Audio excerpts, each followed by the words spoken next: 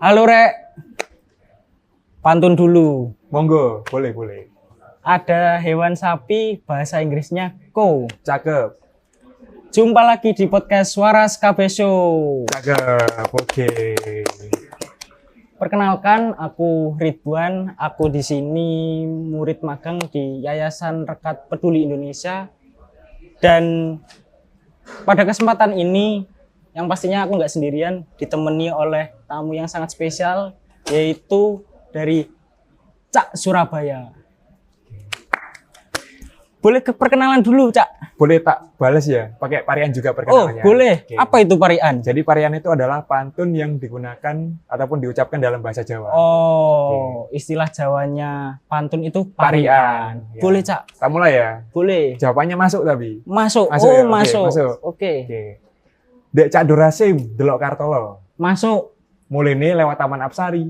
Masuk. Kenal no aranku Cak Tio. Heeh. Cak teko Kecamatan Tambak Sari. Oh, asik. Oke, jadi di sini saya sebagai perwakilan Cak Daning Surabaya dari angkatan 2023 yang akan menemani Mas Ridwan ya dalam podcast Betul. pada sore hari ini. Oke.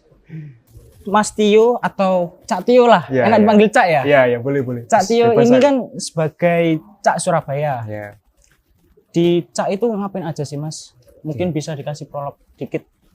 Oke, jadi kalau kita ngapain aja, kalau Caning Surabaya kan sebenarnya kan duta wisata ya dari kota Surabaya. Tapi kalau di kota Surabaya itu Caning Surabaya itu dalam naungan Disbud Porapar, yaitu Dinas Kepemudaan, Heeh. Kebudayaan, Pariwisata dan juga olahraga. Olahraga. Ya. Jadi intinya itu selain kita bergerak di bidang pariwisata, di Caning ini juga bergerak di bidang kepemudaan, olahraga maupun kesenian. Jadi apapun yang Oh. berkaitan dengan gerakan pemuda itu kita juga bergerak di sana. Jadi nggak cuma di wisata aja kalau Caning. Berarti fokusnya Cak Ning itu emang banyak ya, Mas ya? Banyak, utamanya di bidang kepemudaan. Nah, di bidang kemudaan. Nah, ngomong-ngomong soal pemuda ya, Mas ya. Kalau Cak sendiri melihat isu TB di Indonesia, apalagi terkhusus di Surabaya itu seperti apa sih, Cak? Oke, sebenarnya kalau pandanganku terkait TB, jadi kalau tuberkulosis sendiri kan merupakan salah satu penyakit yang mematikan. Bener, Nah, kalau di tahun 2021 itu kan menjadi penyakit mematikan berbahaya kedua setelah COVID ya. bener nomor 2. Nomor 2 kan, nah, dan dari situ kan ya timbul bahwasanya tuberkulosis ini adalah salah satu penyakit yang perlu diwaspadai dan juga diperhatikan Betul. agar kita juga bisa aware terkait beberapa pencegahan dan juga penanggulangannya. Betul. Jadi penyakit TB ini nggak bisa diremehkan ya. Gak bisa Bisa dibilang penyakit mematikan, teman-teman.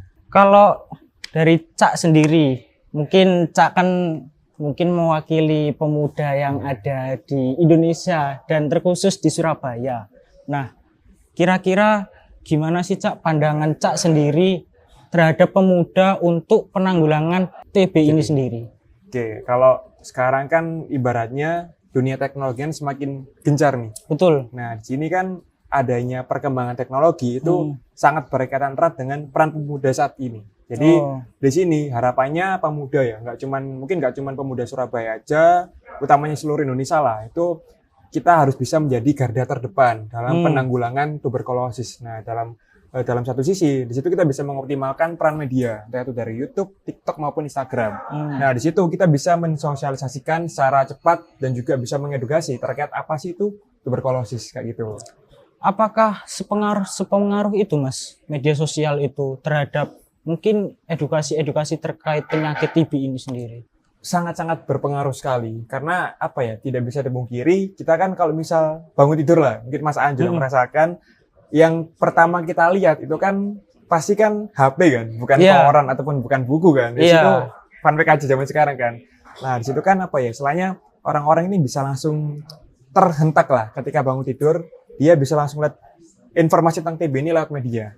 Kayak orang itu sekarang nggak jauh-jauh dari HP. Bener. Apapun pekerjaan mesti lewat HP. Sepakat itu. Jadi sangat efektif kalau misal penyebaran edukasi ataupun tentang apa ya, sosialisasi TB ini dilakukan lewat media sosial. Kalau ngomongin soal TB sendiri, mungkin dari Cak Tio pernah melihat sendiri atau menyoroti sebuah kasus penyakit TB ini di media sosial, Cak? Pernah. Yang pernah saya lihat ya, utamanya stigma yang tumbuh tentang orang-orang yang terkena tuberkulosis. Ini mohon maaf ya, kayak misal dia tuh dibilang penyakitan, dan penyakit ini tuh turunan. Jadi orang-orang yang terkena TB ini berarti keluarganya itu full turunan. Full keturunan. Padahal enggak. Itu kan cuma mitos saja yang perlu diluruskan oleh teman-teman pemuda saat ini kan, terkait stigma-stigma yang tidak benar ataupun tidak jelas terkait tuberkulosis itu. Jadi masih banyak yang mengatakan bahwasannya penyakit TB ini adalah penyakit turunan, padahal itu mitos. Benar sekali ya. Mitos. Dan banyak juga yang ngomongin penyakit TB ini adalah penyakit yang cuma diidap oleh masyarakat menengah ke bawah. Lah, itu pendapat Cak Tio gimana? Kalau pandanganku ya, sebenarnya siapapun itu bisa terkena TB. Bukan kita bukan menjustifikasi hanya orang-orang tertentu saja ya, tapi dia yang memiliki imun rendah mungkin ya, itu juga bisa rawan terkena TB. Salah satunya mungkin HIV juga. Orang-orang yang terkena HIV itu juga sangat rentan terkena penyakit tuberkulosis ini. Betul juga, karena ada hubungannya ya, Cak ya. Kalau penyakit TB sama HIV. Soalnya kan kalau orang yang sudah mengidap HIV itu kan rentan juga apapun karena itu, sistem imun tubuhnya udah rendah, jadi rentan gitu kan. Bener. Jadi perlu diwaspadai lah oleh siapapun itu, yang entah itu dari kalangan mana saja, entah dia maupun terlihat sehat ataupun yang kurang sehat lah istilahnya. Itu kan tetap berhati-hati siapapun itu istilahnya. Jadi penyakit TB ini bukan hanya diidap oleh penyakit yang dirasakan oleh masyarakat menengah ke bawah, tapi itu salah. Jadi penyakit TB itu bisa menular atau bisa dirasakan oleh siapapun itu. Benar sekali. Jadi stigma itu harus dipatahkan Ya. Jujur saya juga nggak sepakat gitu. Masih banyak yang mengatakan gitu kan. Apalagi kan orang yang terkena HIV juga, orang dengan HIV kan juga butuh perawatan yang lebih gitu kan. Intens juga kan ya. Nah, apalagi sistem imun tubuhnya kan udah rendah gitu kan. Gitu. Mungkin ya di sini kan istilahnya peran pemuda itu bagaimana kita meluruskan pandangan-pandangan orang terkait penyakit TB maupun penyakit HIV yang sedang beredar di sekarang ini ya. Terus ngomongin pendidikan tentang pencegahan TB. Mungkin dari Cak sendiri, saya mau tanya ke Cak sendiri. Mungkin bisa memberikan edukasi atau pendidikan tentang pencegahan TB kepada pemuda-pemuda di Indonesia, terkhusus di Surabaya. Gimana Cak? Menurut Cak sendiri itu gimana? Kalau dari pandanganku, yang pertama jelas kita juga harus menjaga terkait protokol kesehatan ya. Protokol kesehatan. Utamanya ketika kita mungkin bertemu dengan orang-orang yang sedang sakit, entah itu yang mengidap TB ya. Orang dengan TB maksudnya, atau mungkin yang sedang batuk, itu usahakan kita selalu menggunakan masker. Masker yang pertama, dan juga ketika kita sedang berinteraksi, setelah itu usahakan untuk cuci tangan. Apalagi kan pastikan kita apalagi pas nongkrong lah istilahnya, kita kan pasti kan makan, ngopi gitu kan. Intens kan ngobrol. Nah, itu sebisa mungkin harus cuci tangan setelah itu. Cuci tangan. Dan yang terpenting adalah menjaga etika batuk. Jadi kalau misal kita batuk ya gimana Cak batuknya? Ditutupin lah. Kalau nggak pakai masker, ditutupin aja. Dan jangan langsung dihadapin ke orangnya. Oh gitu. Itu nggak boleh ya. Bikin gelut itu kan. Iya betul. Itu nggak boleh teman-teman. Sebisa mungkin jaga etika. Jadi batuk itu tetap ada etikanya. Boleh ditutupin pakai siku atau enggak antisipasi dengan pakai masker. Masker paling aman. Itu juga. Cak itu kan mungkin udah melalang buana ya. Udah paham tentang kondisi Surabaya. Apalagi Cak sendiri ini kan mewakili para pemuda yang ada di Surabaya. Kalau melihat pemuda yang ada di Surabaya gimana Cak? Tentang mungkin terkait mereka apakah sudah peduli terhadap kesehatan apa belum? Kalau dari pandanganku, bukannya tidak bodoh, tapi mungkin kurang peduli, kurang aware aja. Kurang Apalagi peduli. di semacam penyakit tuberkulosis ini. Mungkin dari teman-teman Surabaya ini bisa lebih aware lah. Bahwasanya kalau di Surabaya itu ya bukan cuma buat kuliah, bukan cuma buat jagongan, bukan buat cuma ngopi. Betul. Tapi terkait pengetahuan mengenai edukasi kesehatan itu juga sangat perlu ditingkatkan dari teman-teman kota Surabaya ini, agar yang pertama Surabaya juga tetap menjaga istilahnya ekosistem kesehatannya, dan Betul. juga Surabaya biar tetap sebagai kota yang terbuka bagi kalangan siapapun gitu. Apalagi pemuda itu kan usia produktif. Iya, produktif.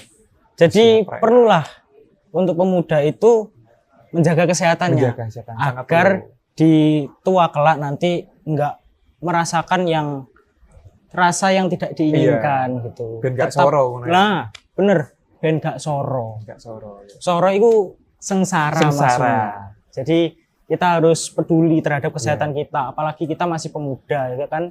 Usia kita masih produktif, masih bisa ngelakuin apa aja. Soalnya kalau udah tua nanti susah. Susah kita, karena udah tua kan Betul. yang kemarin-kemarin bakal dirasakan pas tua. Kalau kita nggak jaga budaya hidup sehat, takutnya nanti pas tua kita dapat yang nggak enaknya itu. Betul. Karena lebih baik mencegah daripada mengobati. Apalagi terkait kasus TBC ini ya. Jadi alangkah baiknya ya mencegah daripada mengobati. Soalnya kalau udah terkena itu ya yang repot kita sendiri kan. Yang repot kita sendiri, bahkan nggak kita sendiri aja, tapi lingkungan juga. Keluarga sih utamanya. Nah, terutama keluarga. Ya gimana ya, kita juga pastikan menjaga orang-orang tersayang kita tetap sehat lah. Tapi sebelum kita menjaga orang yang tersayang ya dari diri kita sendiri dulu. Sepakat. Ngomong-ngomong nih, Cak. Iya, oke. Kalau Cak sendiri kan mewakilin paguyuban Cak Ning Surabaya ya. Iya. Dalam mungkin perjalanan Cak Tio selama menjadi Cak Ning ini, mungkin ada sebuah program yang memang itu berhubungan dengan kesehatan, Cak. Oke. Kalau untuk perjalanan sendiri ya kalau dari Cak Ning sebenarnya kan kita arahnya kan lebih ke pariwisata. Betul. Cuman di beberapa momen itu tidak menutup kemungkinan itu juga istilahnya memberikan dampak terhadap kesehatan. Walaupun itu tidak secara langsung. Salah satu mungkin yang digaungkan di tahunku menjadi Cak Ning ini itu kita pada saat itu bulan Maret kalau nggak April itu kita di tahun ini ya? Di tahun ini itu menanam mangrove di Romo Kalisari. Oh. Nah, itu kan juga salah satu upaya kita untuk menjaga ekosistem pesisir agar tetap terjaga dan agar penyakit itu tidak muncul istilahnya penyakit tidak mudah muncul di Surabaya. Betul. Kalau lingkungan sehat pasti nggak ada penyakit di situ. Benar. Tapi ada juga pada saat mungkin ini di tahun sebelumnya ya, di tahun 2021 itu dari Cak Ning Surabaya ini pernah mengadakan program stunting.